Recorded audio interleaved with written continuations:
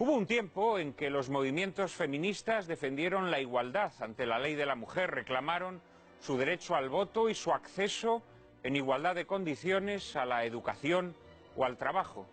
El derecho, en definitiva, a participar en todos los ámbitos sociales sin padecer discriminaciones. Pero hoy las reivindicaciones del feminismo son muy distintas y todas ellas se acogen bajo el paraguas de la llamada ideología de género, que como todos los totalitarismos que en el mundo han sido, aspira a completar una labor de ingeniería social. ¿Y qué propugna la ideología de género? Pues propugna que la diferencia entre los sexos no es algo natural, sino el producto de prácticas sociales represoras que conviene aniquilar. Propugna que la diferencia sexual entre el varón y la mujer no es una realidad innata propia del ser humano y que solo existen géneros, es decir, roles sociales optativos en la conducta sexual del individuo. Para la ideología de género, el sexo no es algo determinado por el nacimiento, sino la consecuencia de una elección o deseo. Por lo tanto, cada persona puede elegir libremente el género al que le gustaría pertenecer según la orientación sexual que en cada momento o etapa de su vida le atraiga más. Masculinidad y feminidad, las categorías derivadas de la diferenciación sexual, son sustituidas por un batiburrillo de géneros u orientaciones sexuales de aspecto tentador y suculento como tartas en el escaparate de una pastelería. Heterosexual masculino, heterosexual femenino, homosexual, lesbiana, bisexual, transexual, etc. La heterosexualidad se contempla incluso con suspicacia, pues es vista como una supervivencia propia de lo que la ideología de género denomina sociedad patriarcal. Y ni siquiera se considera indispensable para la procreación, porque según postula la ideología de género, la reproducción biológica debe controlarse, erradicarse incluso, con técnicas que liberen a la mujer de la tiranía de la maternidad. Para la ideología de género, la plena igualdad entre hombres y mujeres no se logrará hasta que se dominen los condicionamientos biológicos, para lo cual es preciso que la mujer tenga el pleno control de la reproducción, incluyendo el aborto discrecional. Y esta ruptura con la biología exige también que la mujer se libere de los hombres. Por eso muchas de las reivindicaciones de la ideología de género se plantean como una lucha contra los hombres, a quienes se considera enemigos. Las relaciones de pareja se convierten así en relaciones de rivalidad, de dominio, de conflictividad constante, que hacen de la familia el escenario de una batalla.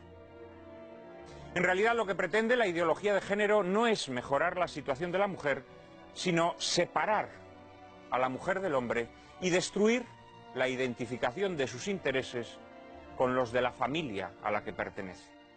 Pretende, en fin, convertir la familia en un vivero de odios, en el que al hombre se le adjudica el papel de opresor de la mujer.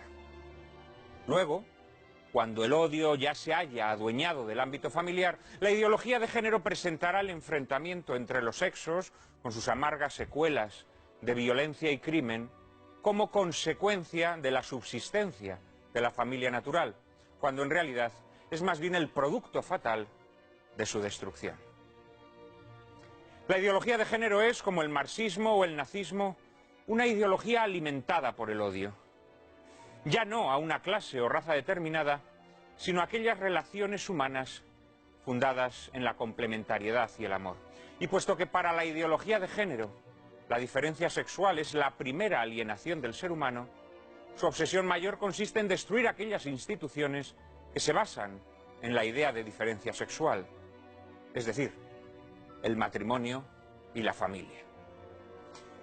En apenas unos pocos años se han redefinido los conceptos de matrimonio y familia y se han aprobado leyes que reformatean y desvirtúan estas realidades básicas de la sociedad.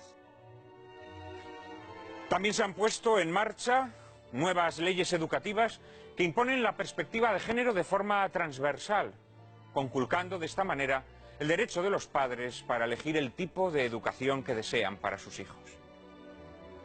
Para la ideología de género es prioritario el control de la educación y los medios de comunicación social. De este modo se asegura el adoctrinamiento de la sociedad desde abajo, mediante una banalización del sexo que deja de ser una expresión de la donación mutua entre hombre y mujer para erigirse en elemento de realización personal individual, lograda en la satisfacción del propio deseo. En la nueva cultura impuesta por la ideología de género, los papeles o funciones del hombre y la mujer han de ser perfectamente intercambiables. La familia heterosexual y monógama aparece como un caso más de práctica sexual, el más obsoleto y sospechoso, por cierto, junto a otros muchos. La familia redefinida libremente, al hilo de nuestras apetencias, y se equiparan con la familia natural diferentes formas de unión que se fundan en contratos acordados entre individuos. Contratos, por supuesto, rescindibles, como conviene a una nueva utopía de hedonismo que preconiza la consecución de la felicidad a través de la exaltación del deseo sexual, sin límite legal, moral o incluso corporal alguno. Chesterton vislumbró el triunfo de esta utopía monstruosa hace casi un siglo, cuando auguró que no tardaría en proclamarse una nueva religión que a la vez que exaltase la lujuria, prohibiese la fecundidad. Tal religión ya ha sido instaurada, y toda la panoplia legal desplegada en los últimos tiempos, reconfiguración de la institución matrimonial, consagración del llamado derecho a la salud reproductiva y sexual, educación para la ciudadanía, etc., no tiene otro afán sino otorgar cobertura jurídica a una revolución ideológica que trata de cambiar radicalmente la sociedad, moldeando la esfera interior de las personas. La ideología de género ha encontrado una vía de penetración imparable en las sociedades humanas a través de la actividad desplegada por la Organización de Naciones Unidas y de las sucesivas conferencias internacionales que a su amparo han establecido las pautas para su implantación universal. Tales pautas han sido asumidas como propias por la izquierda, que tras el fracaso del socialismo real ha incorporado a su agenda política la ideología de género como un sustitutivo idóneo de las causas que tradicionalmente había defendido. Y como suele suceder, la derecha no ha hecho sino asumir lacayunamente en su discurso una versión edulcorada o diluida de esta misma ideología, temerosa de perder el tren de la modernidad. En unos pocos años España se ha convertido en el campo de ensayo de todas las propuestas de la ideología de género, que se van imponiendo paso a paso, implacablemente, como si se hubiese diseñado un plan premeditado para ello. Nos hallamos ante la ideología política más antisocial que ha creado el hombre, una ideología que desarticula los vínculos naturales, que destruye nuestra propia humanidad y entroniza una sociedad atomizada de individuos que en su búsqueda de satisfacción personal se cierran a la vida y se convierten en carne de consultorio psiquiátrico.